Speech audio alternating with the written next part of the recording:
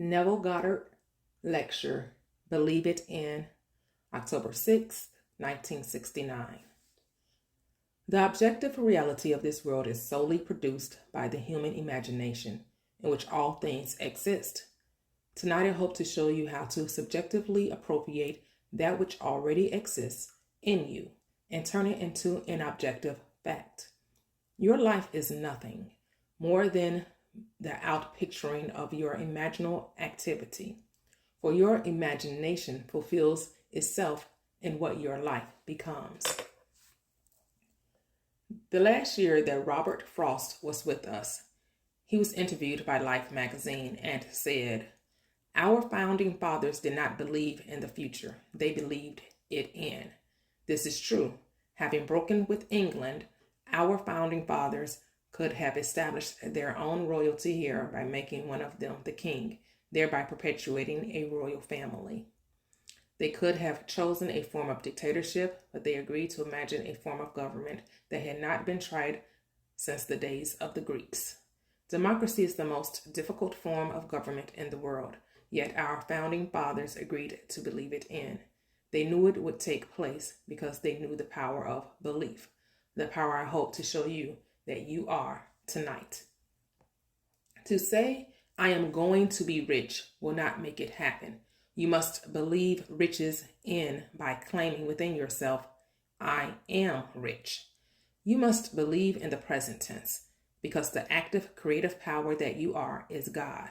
He is your awareness, and God alone acts and is. His name forever and ever is I am. Therefore, he can't say, "I will be rich," or "I was rich," but "I am rich."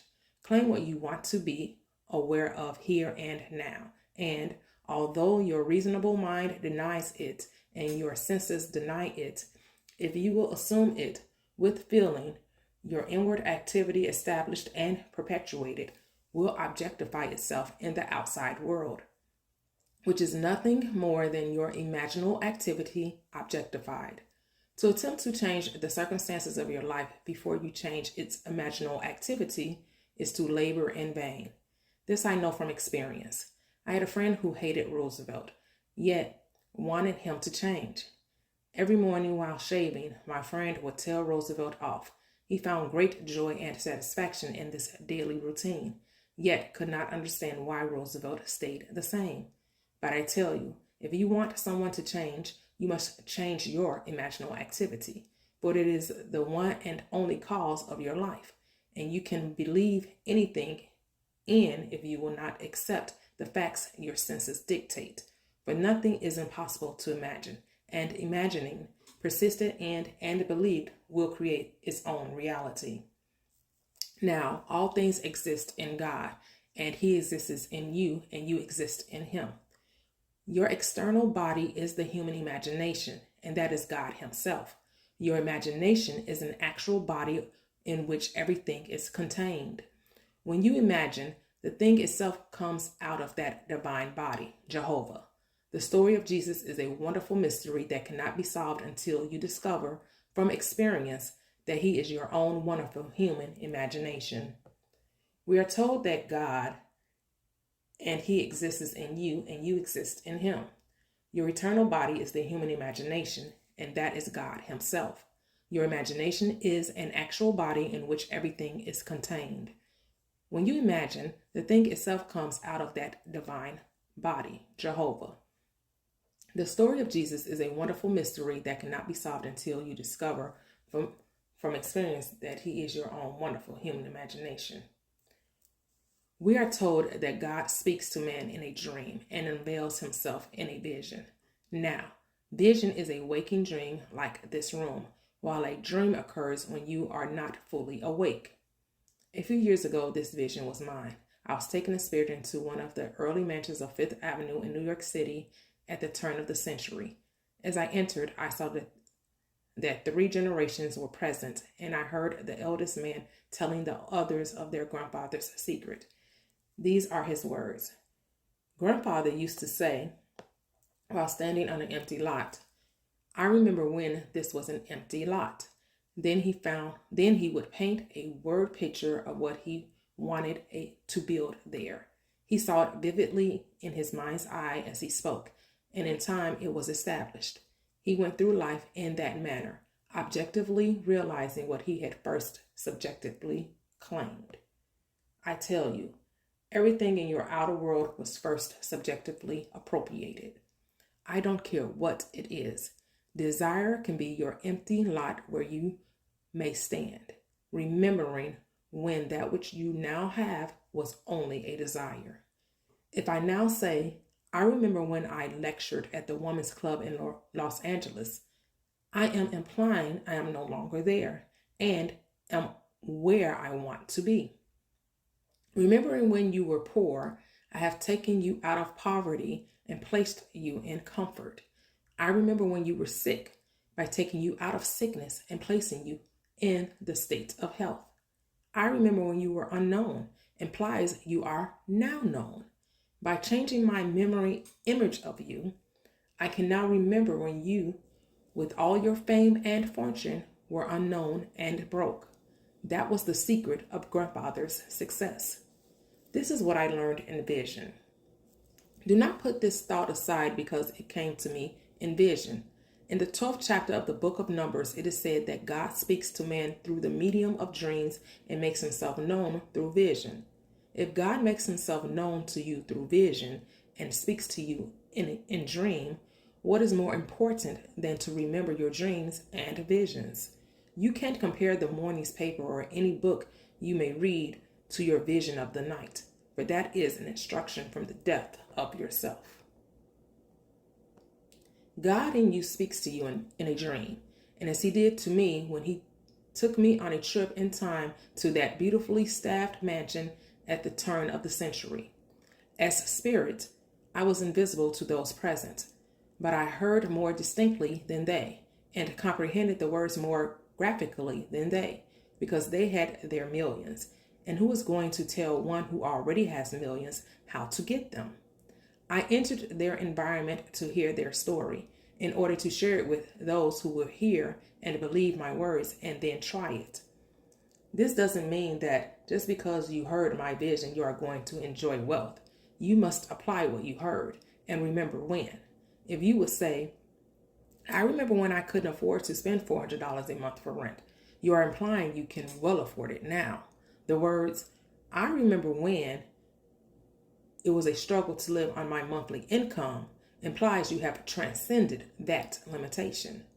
You can put yourself into any state by remembering when. You can remember when your friend expressed her desire to be married by remembering when she was single. You are persuading yourself that your friend is no longer in that state, as you have moved her from one state into another. When I say all things exist in the human imagination, I mean infinite states. For everything possible for you to experience now exists in you as a state of which you are its operant power.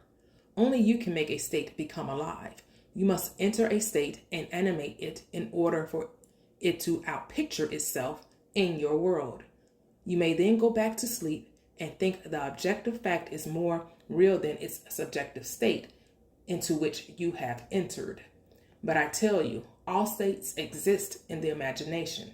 When a state is entered subjectively, it becomes objective in your vegetative world, where it will wax and wane and disappear.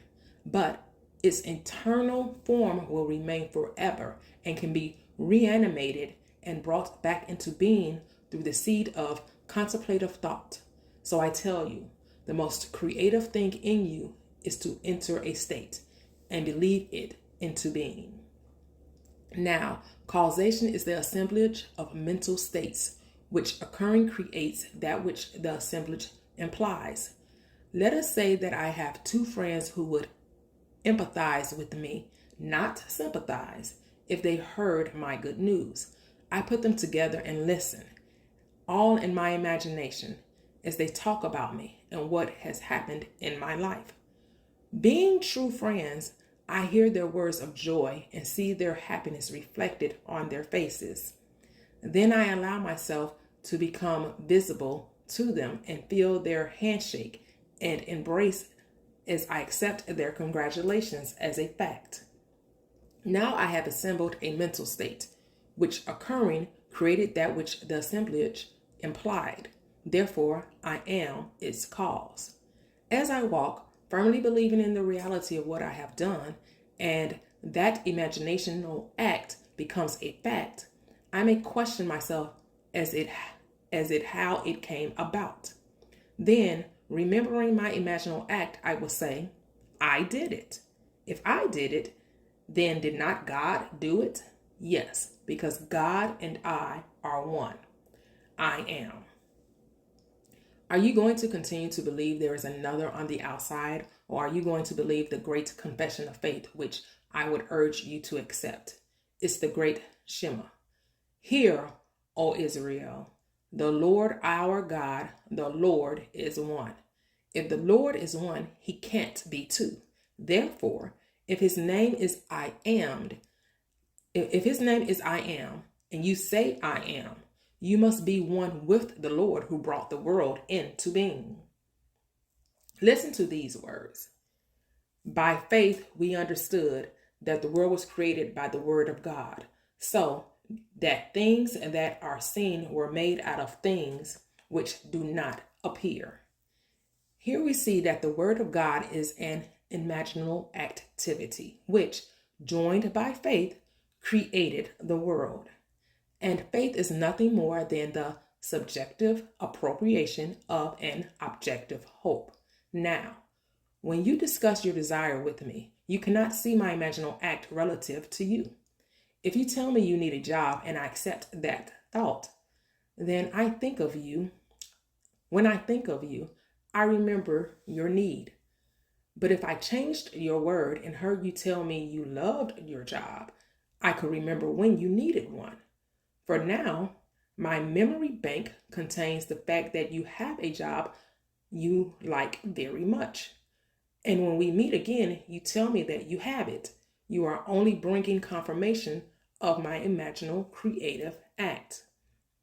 Now, if imagination works this way and it proves itself in the testing time and time again, what does it matter what the world thinks? It costs you nothing to try it, and what a change in life it will produce for you. Try it, for you will prove it in performance. This may be in conflict with what you believe God to be. Maybe you still want him to be someone on the outside, so that there are two of you and not one. That's all right if you do, but I tell you, God became you that there would not be you and God. He became you that you may become a God. If God became you, his name must be in you, and it is. For if I ask you anything, you must first be aware of the question before you can respond, and your awareness is God.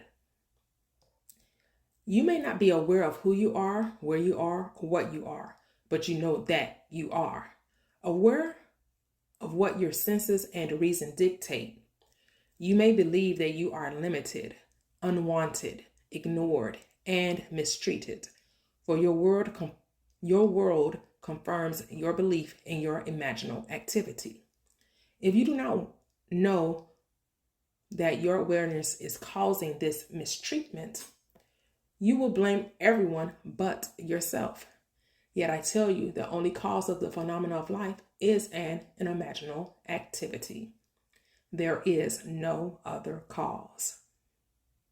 If you believe in the horrors of the world as they are given to you in the paper and on television, your belief causes the horrors to continue.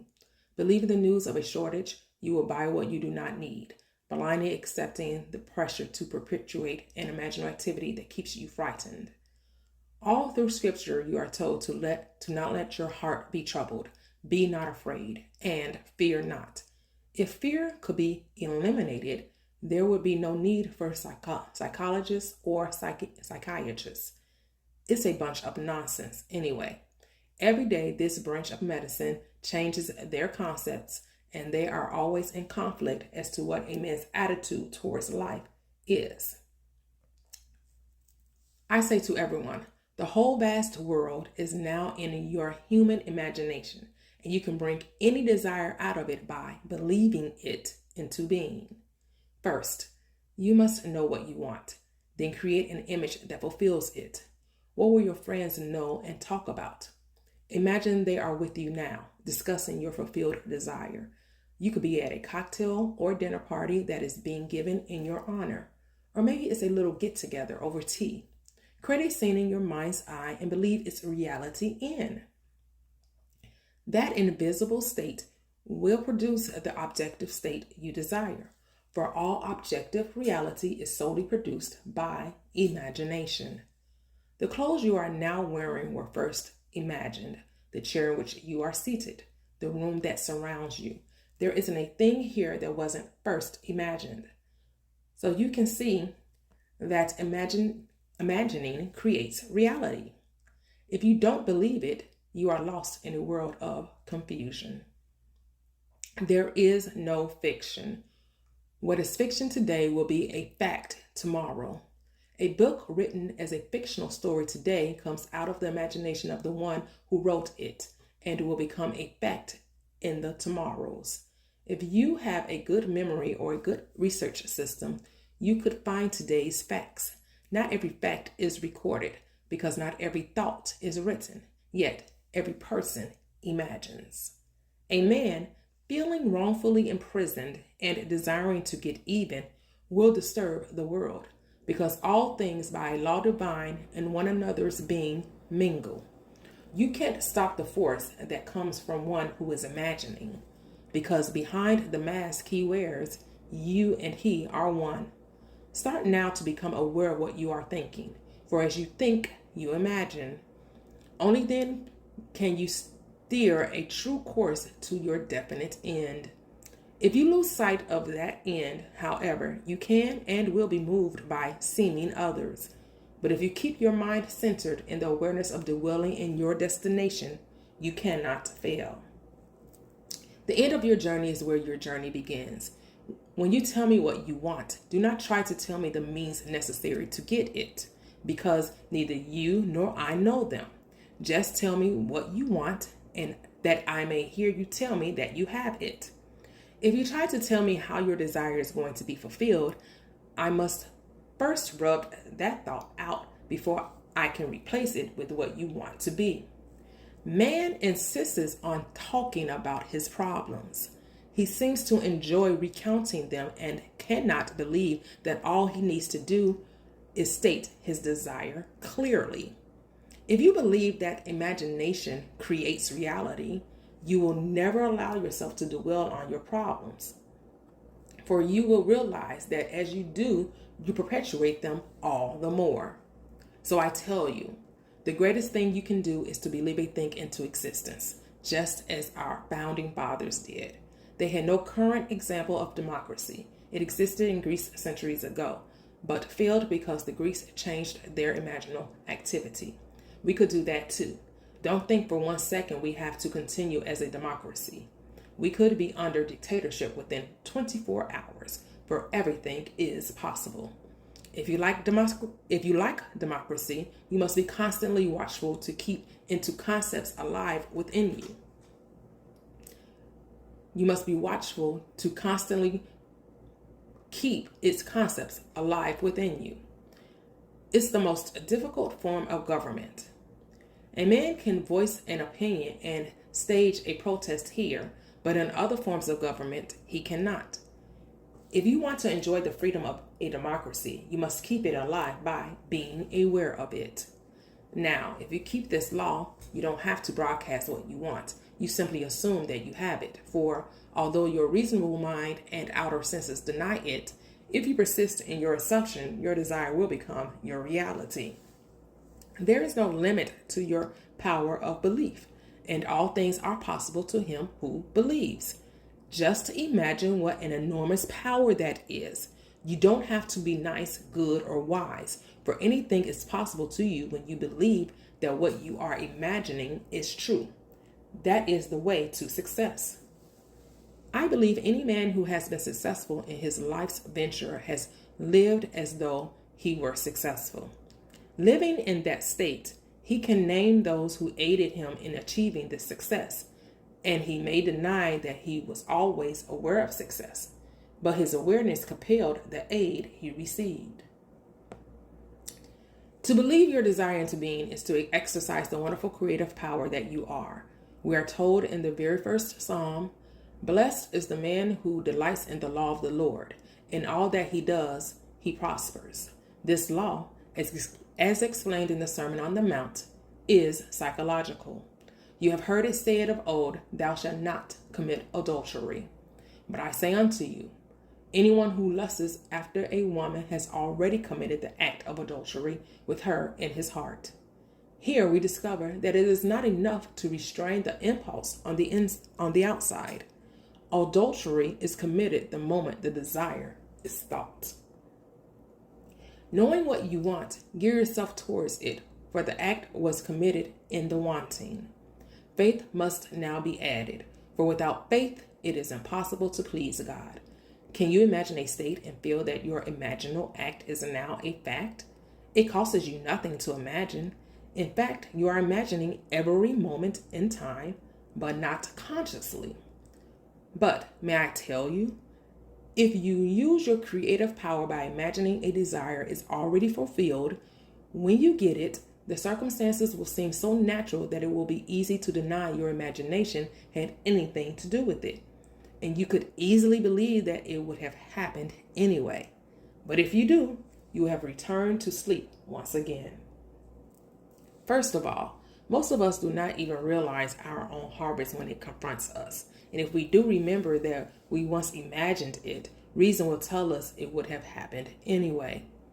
Reason will remind you that you met a man, seemingly by accident, at a cocktail party who was interested in making money.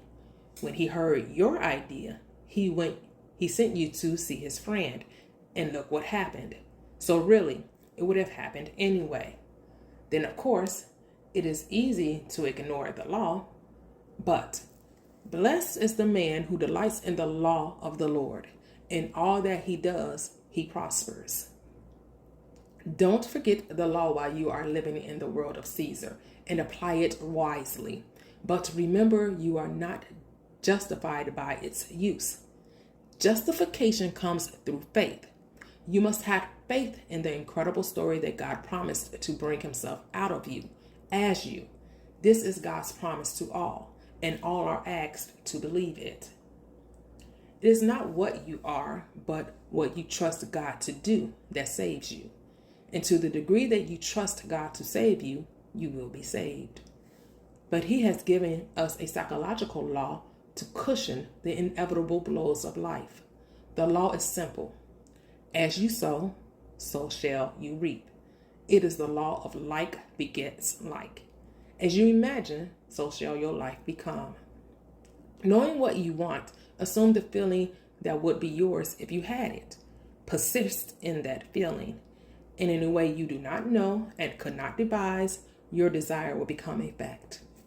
Grandfather made his fortune by standing on an empty lot and saying to himself, "I remember when this was an empty lot."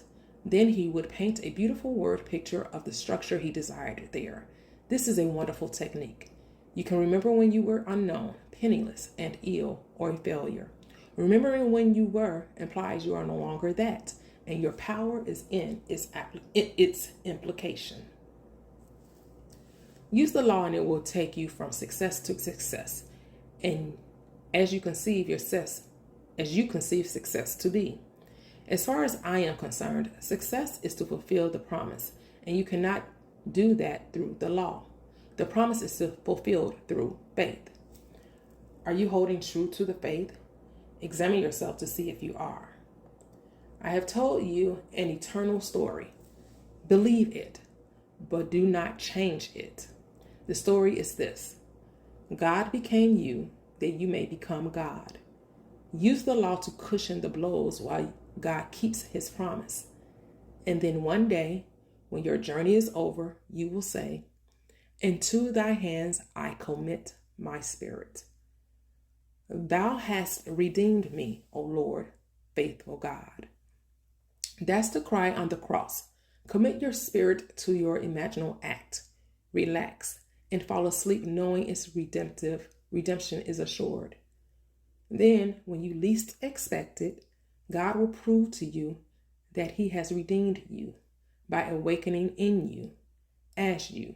Then you will be born, not of blood or the will of the flesh or of the will of man, but of God. Now, let us go into the silence.